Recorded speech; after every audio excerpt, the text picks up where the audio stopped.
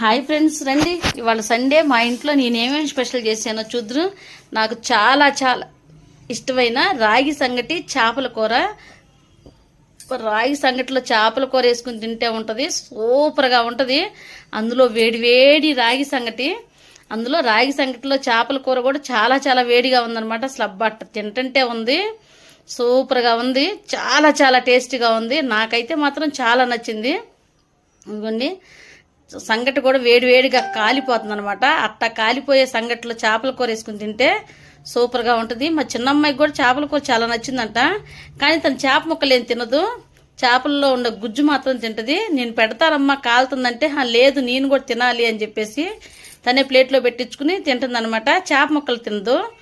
అందులో గుజ్జు గ్రేవీ అయితే మాత్రం చక్కగా నంచుకుని సంగట్లో కలుపుకుని తింటుంది అనమాట. తనకి అలా తింటేనే ఇష్టం. అసలు చిన్నప్పటి నుంచి కూడా చేపలు రొయ్యలు ఏమీ తినదు తను.